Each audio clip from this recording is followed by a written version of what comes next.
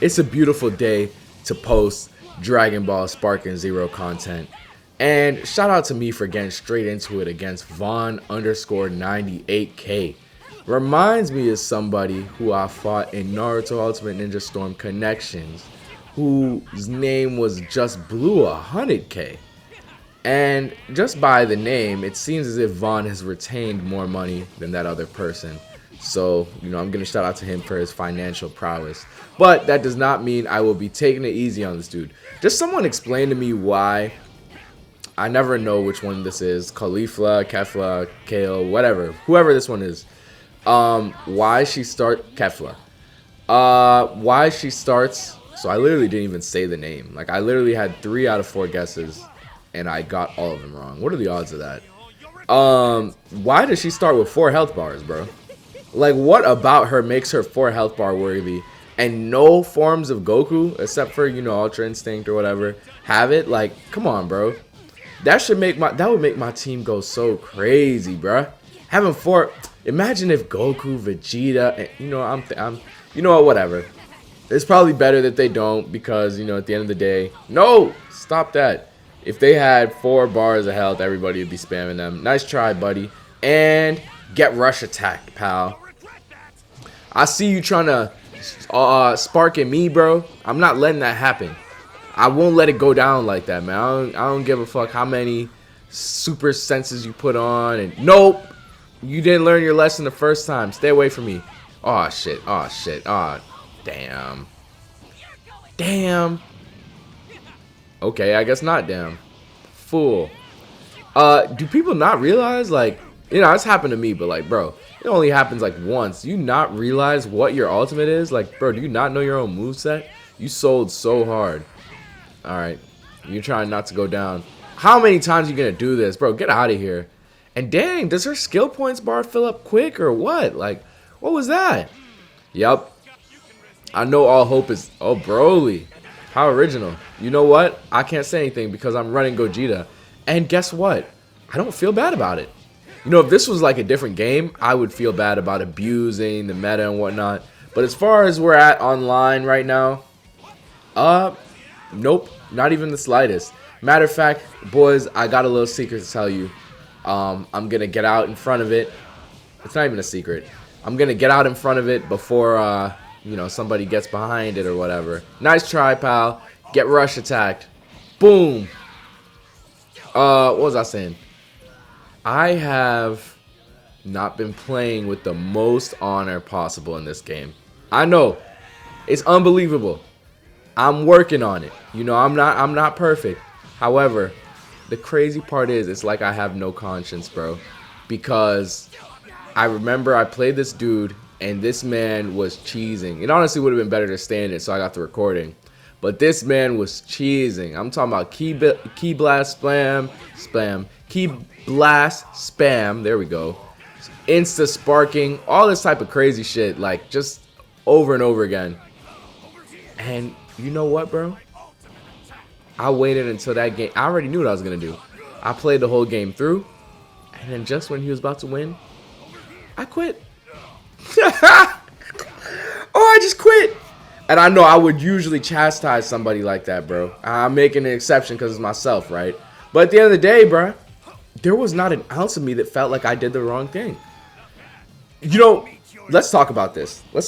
Because in a game like Naruto Ultimate Ninja Storm or Call of Duty, I'd just be like, bro, skill issue, like, you're bogus. You shouldn't be doing that. You're messing up the game. You're a dweeb, etc., etc.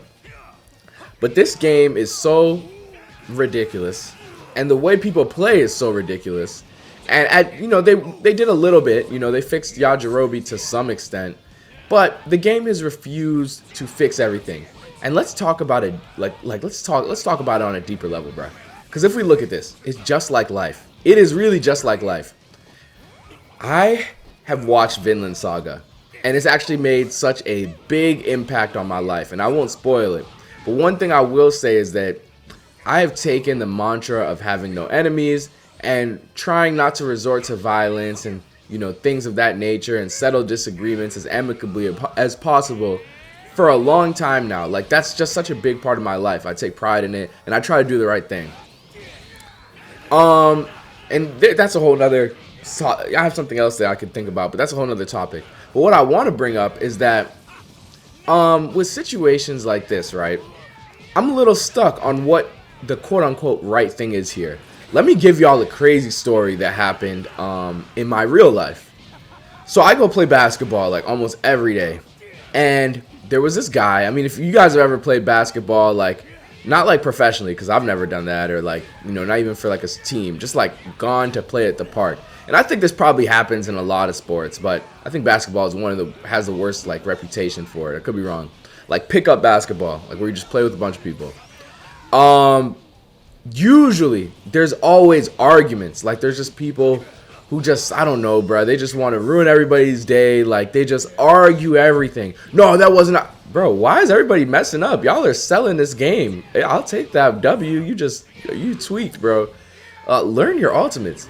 Anyways, there's always somebody who's there arguing, screaming, yelling, causing shit for everybody, right? And that's just part of the game. Like people have gotten used to it.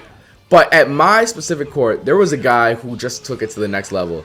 Like he yelled at everybody, argued everything, would argue and never like come to a like consensus, and basically just ruin everybody's fun. Like, people would entertain it, but they're like, bro, like, can we just play the game? Like, dang. And he just wouldn't, bro. He always be just every weekend. And keep in mind, bro, like people are just trying to have fun. Like this is not professional sports. Like, bro, people work, people have school. They just want to come and play the game, right? And this guy was over here stopping the games just to argue calls for dozens of minutes. And people have time limits. So in a situation like that, right? I want to have no enemies, and you want to just resort to it well or do the right thing. But what do you do? How do you resolve this when this man just refuses to answer any sort of, speak to any sort, like have any sort of reason? You know what I'm saying? Just, he won't listen to reason. What do you do? Now, I've heard about this. I don't know if you guys are familiar with American hockey. I don't watch it. I think it's unbelievably boring, and I'm not a fan. But I was just floored at, like, how is it that people in hockey get to fight each other all the time? And it doesn't even seem like they're fake fights. Like, they're really beating each other up. And, like, I think it's madness. Like, what is going on here? Like, how is this sanctioned? Why do people like this? Like, it's just so wrong, in my opinion. I'm not a huge fan of this. So I did some research on it. And apparently, I'm torn. I read the reasoning for fighting in hockey. And any of my hockey experts can let me know if I'm wrong. But this is pretty close to the reason. That in hockey, if somebody does a dirty play, obviously they'll call a foul, right? Just like in soccer or anything else, or football or whatever sport. But hockey is already inherently dangerous because you're skating on thin ice. You're on thin ice, pal.